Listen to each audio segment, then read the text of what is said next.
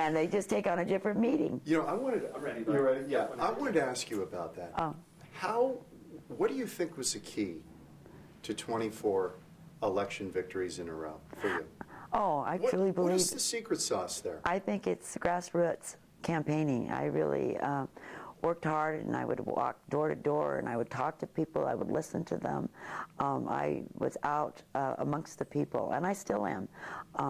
I think it's grassroots. People get to know you, and they feel good about you, and I think truth-telling is very important. If you say you're going to do something, then do it.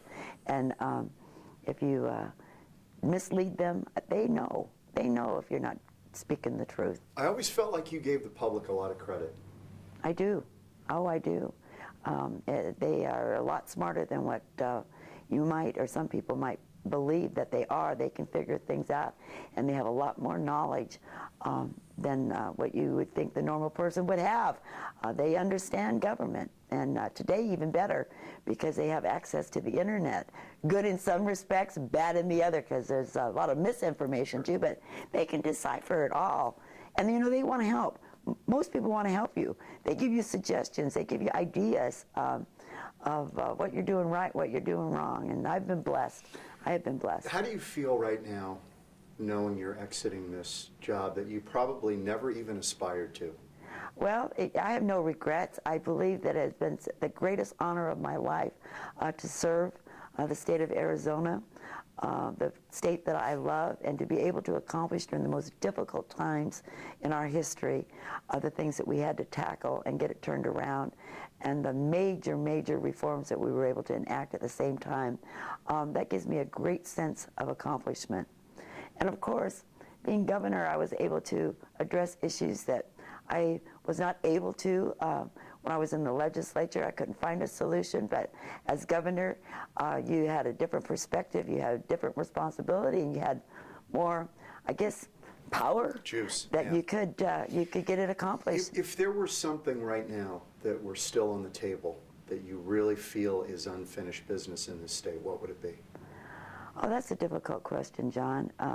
Today, sitting here, I feel very proud of everything that we've been able to accomplish. I can go through my head different things that I had to deal with for so many years that we were able to finally complete that.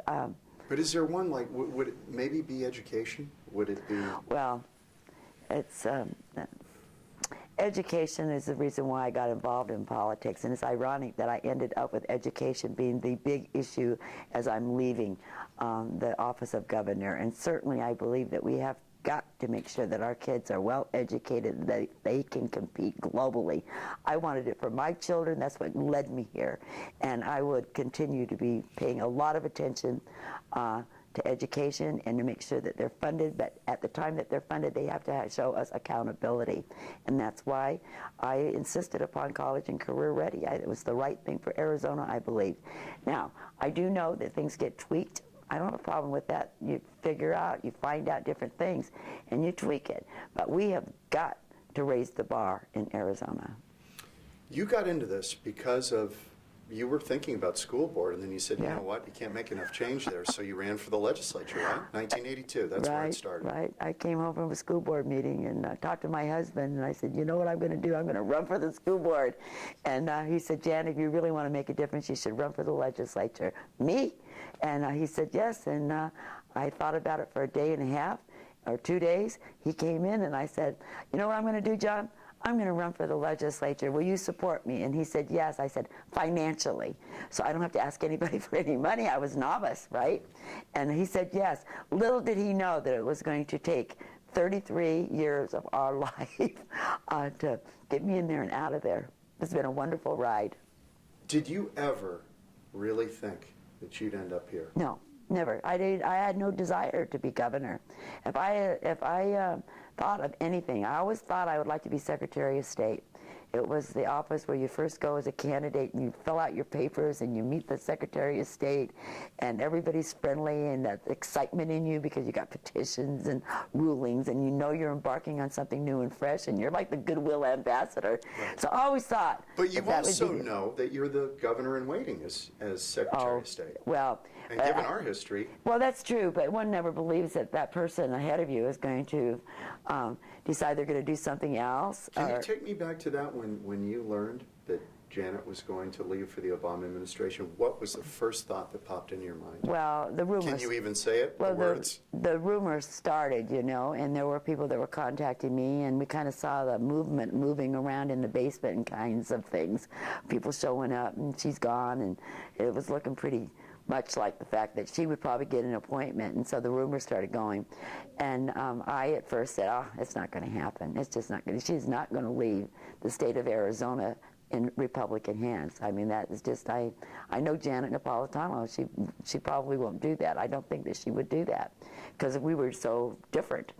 And but then when we finally realized that that in fact is what was going to happen, it was like, oh my gosh. And then I knew things were bad, but I found out they were really, really bad. I was faced with a terrible situation. Fife Symington told me that you're never ready for this No. job, no matter what you've done in the private sector or what you've done before. He said the learning curve is unbelievable. What was it like for you? Well, you know, and Fife, you know, I believe for me, because I had been in government and I had been in the legislature and I'd served at different levels, that maybe that was a little bit easier for me because I knew all the players. I helped write the laws. I knew the budget process. I knew the rules of the legislature. You know, so I was kind of like more comfortable in my skin. I think that helped me. Certainly helped me during negotiations since I've been governor because I know what's going on at the legislature. And so I wasn't like shooting in the dark. I could play the game as well as they could. That was a benefit to me. I think that prepared me a lot better than somebody just coming, probably not having that experience. So there was and being never in a leadership. thought where you said, Oh. I'm not ready for this. Oh, well, you think that you're that you are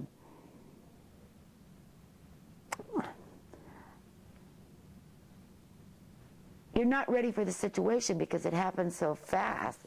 I never felt uncomfortable that I couldn't do the job. I never felt like I couldn't do the job. I just knew that it was going to be tough because things were tough not only in Arizona, but they were tough across the country. And to step up there so quickly, I sat in that office. I didn't even know if I was governor or not because I was sitting in the office waiting for her resignation, and she wasn't going to send her resignation till she got confirmed, which was unique in itself. We had to call back there and tell them, please send the fax with the resignation. Wow. You know, so it was, everything was so fast and somewhat delayed. I don't know what her theory was on that position. So when you get up here and you're finally the governor, how does that feel? Oh, you think, wow, who would have ever dreamt that this little girl from Tujunga, California, would be governor of the great state of Arizona. It was awesome. It was an awesome feeling when you first arrive and you're sitting at the desk and you're looking out over this beautiful, beautiful state of ours and thinking, oh, it's just awesome. It was an honor. It's such an honor. And then you realize that people are depending on you, and you've got to make the trains run. You've got to make sure that everything runs together and that it's smooth. And then you realize you have to make some really tough decisions, and it's all on your shoulders. You don't have any comfort from other people with you with a yes or a no. It's you and you alone. Let me go through, because I have a couple of seminal dates I want to ask you about. Okay. Okay. You're sworn in January 21st, 09.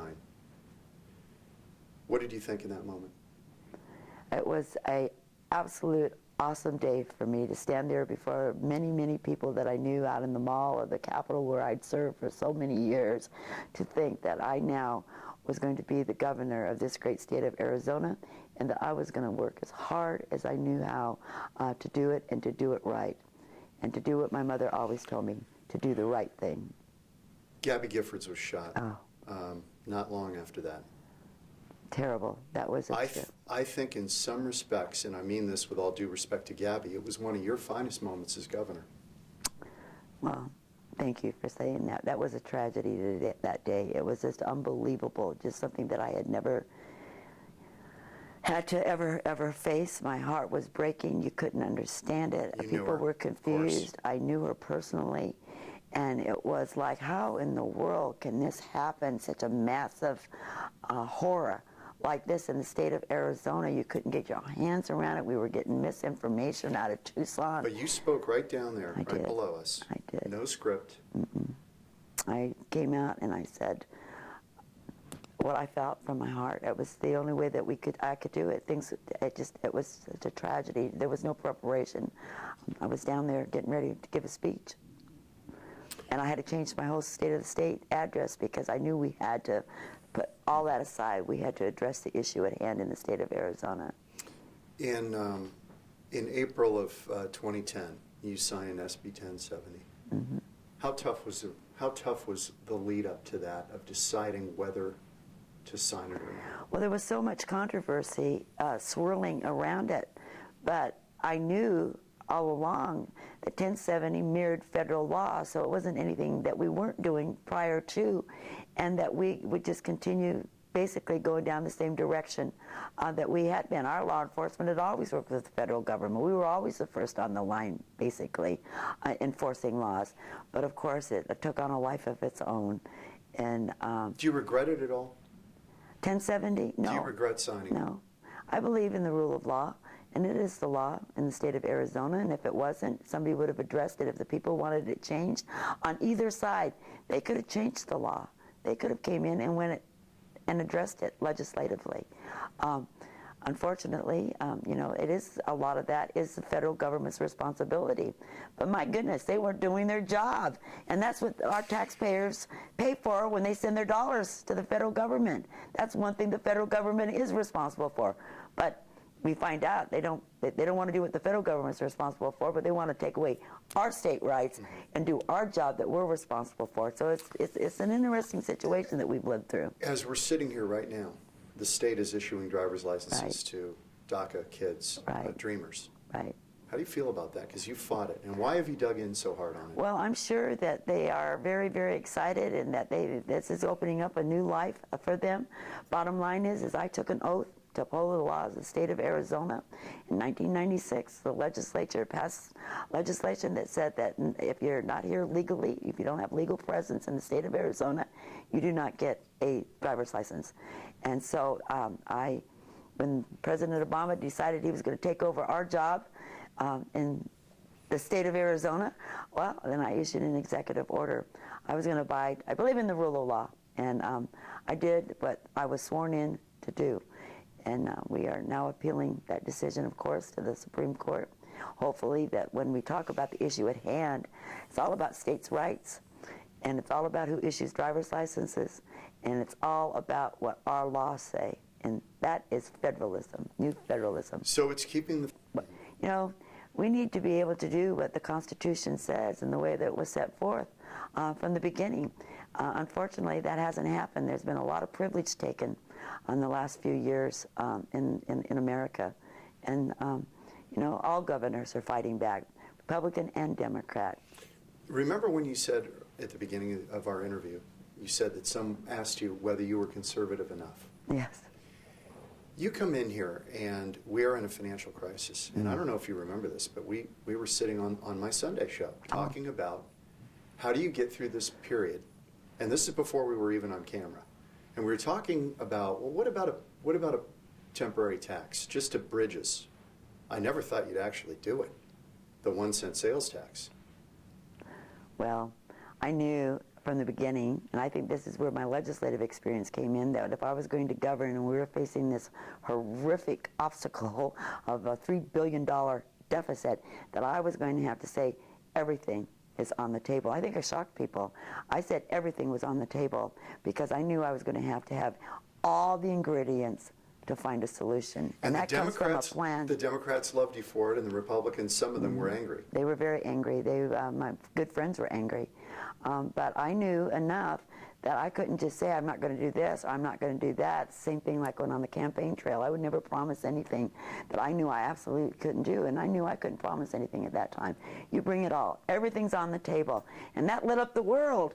But you know what? In the end, we were successful, and a lot of people that were my biggest critics took credit for it when they were out there campaigning. And you got rid of it at the end. I did. You stood by that decision to sunset it and get rid of it. I did. I said it was a temporary. Or should we have transitioned that into trying to fund education? You know, that's a decision that maybe we should have dealt with, but I said it was a temporary sales tax increase, and I put it in the Constitution knowing that it would automatically go away. There would be no ifs, ands, or buts about it, knowing full good and well that if we had to move forward, then we could bring that discussion back and have a plan, tell the people. I never voted for a tax increase in my life in the legislature or the Board of Supervisors. But this was a unique time. It was a unique time, and the people believed me, and they overwhelmingly supported it. You're running for governor September 2nd, 2010. Do you remember what date that was?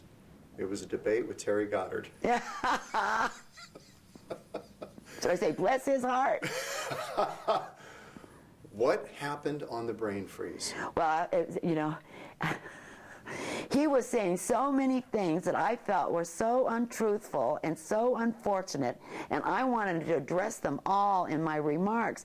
And I was listening to him, which is a mistake, because I shouldn't have done that, and trying to get my thoughts correlated in my head in order so that I could respond to some of the things that he was saying. And I knew that I was pausing, and it was like, and then it was kind of funny to me. And I thought, oh my gosh. But when, you know, and the rest of the debate was fine. I was perfectly happy with the rest of the debate. It was that, but boy, did that make the news, did it not? And afterwards, everybody comes rushing in, you know, what did happen to you? You had a brain freeze, you know, and I kind of laughed.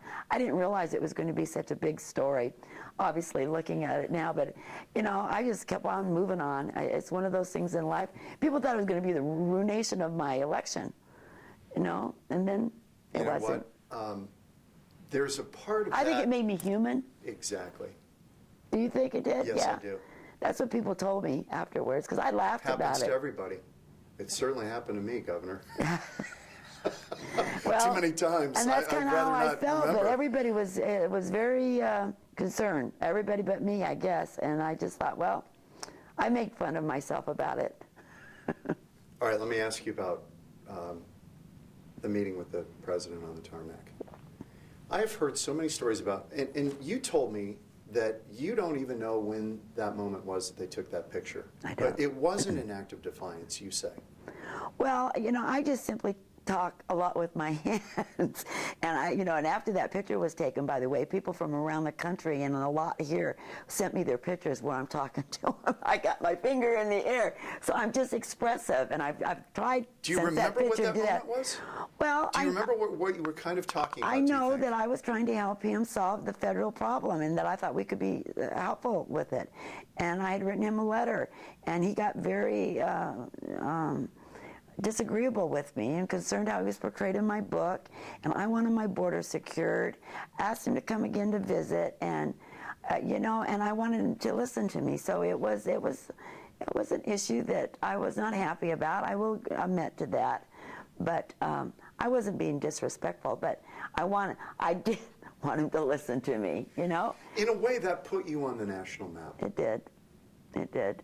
I think at least I've been told that people believed that when I was speaking to him in that manner, which wasn't disrespectful, it's just I'm expressive, and that it was like I was speaking for a lot of Americans, a lot of the people, and they appreciated it. They did. So you would not take it back? No.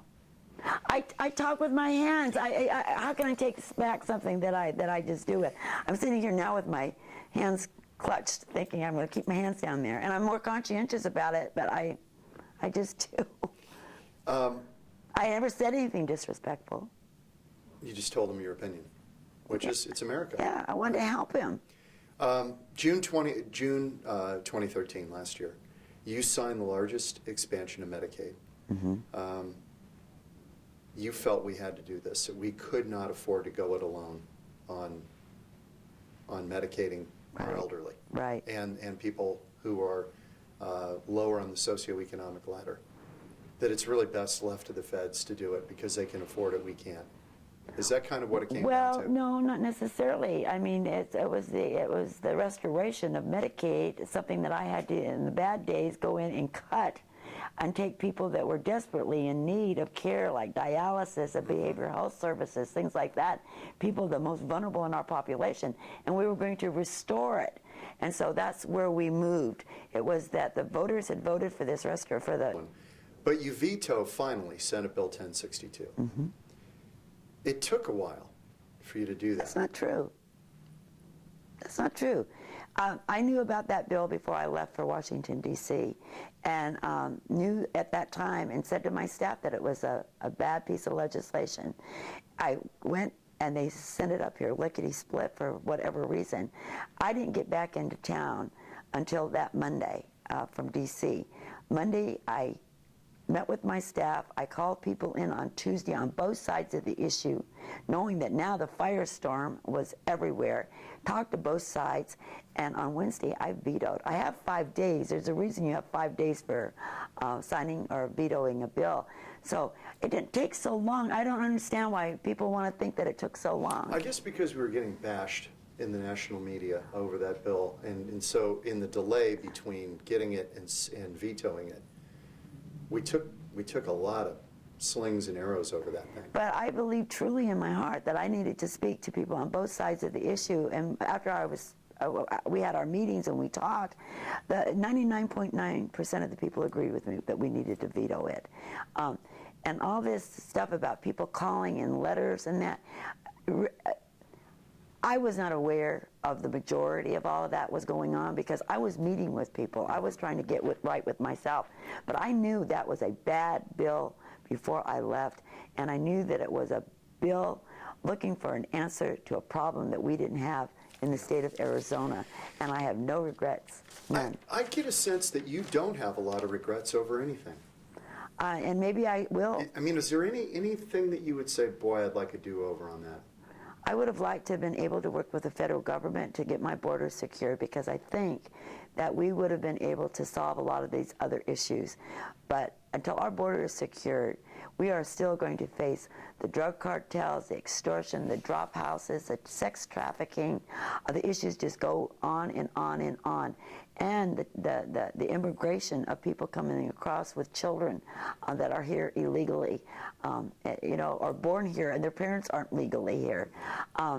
I know we have to have immigration with it, that's what our country is built on, but we have to do it legally, and we believe in the rule of law. So if I have any regret, I think it's that I wasn't able to work with the federal government to get them to secure our border. Do you think any of that pivoted off of a clash of personalities? That, in other words, the Obama administration looked at you and said, well, we'll be damned if we're going to help her out on this border thing. She's been a thorn in our side. No, Do you think it became personal? I think in the end, maybe it was a little bit more personal than what it should have been. But the bottom line is that the liberal administration in Washington, D.C., they didn't want our borders secured. They wanted that gateway. They had a plan, and they were in the position to deliver it. And that's what they have done to our country. And they've divided our country totally. What one piece of advice would you give Doug Ducey, knowing what you know now from when you first walked into this office? I would say, and I don't want to be so arrogant to think that my advice would be something that he would follow, but I would tell him that he needs to have a plan. He needs to have all the information. He needs to look at it diligently and do what you think is right, because that's what you were elected to do. It's not about being part of a caucus. It's nothing to do with being part of a party. You've got to look at it straightforward and do the right thing and be a truth teller. And it's on your shoulders, and that's what governors do you govern for everybody. Has he asked for any advice? No, not really. You know, we've had a smooth transition. I'm pleased with that. And we're trying to make everything available, all the staff, the budget, all of that stuff he's had access to now since he was elected. So I'm sure that he's got a plan and that he will be successful, and I wish him all the good things that come with being governor. I don't wish him any of the pain.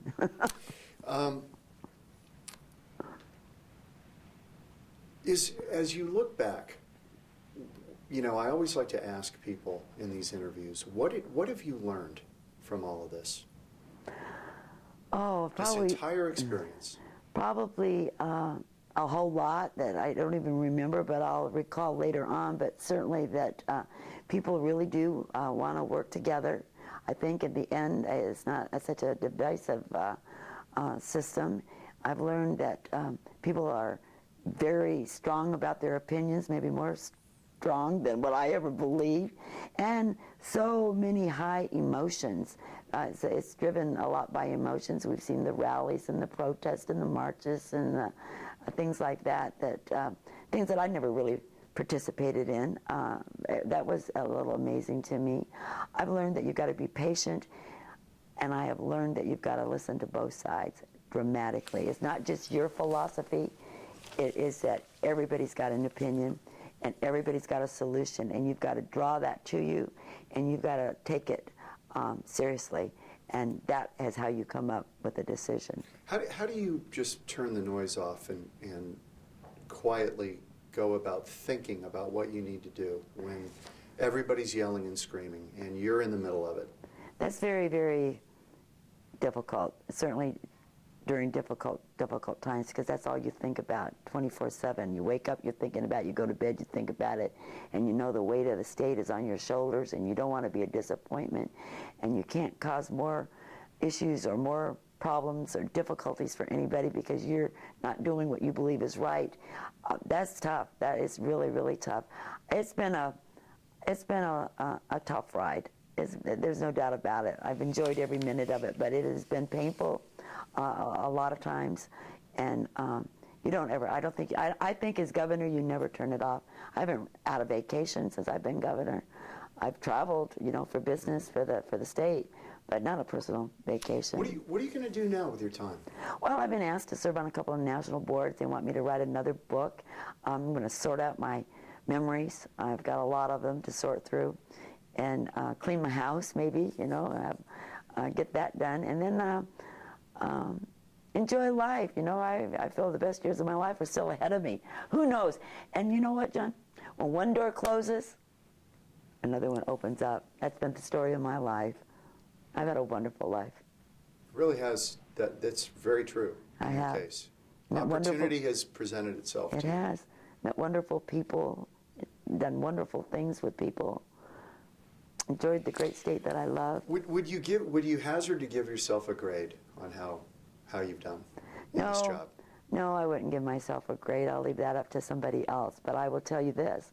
I am very, very proud of what we've been able to accomplish during my time as governor. I love this great state of Arizona, and I never did anything that I thought, or would I ever, that would hurt Arizona, the people, or our image. I love everyone in Arizona.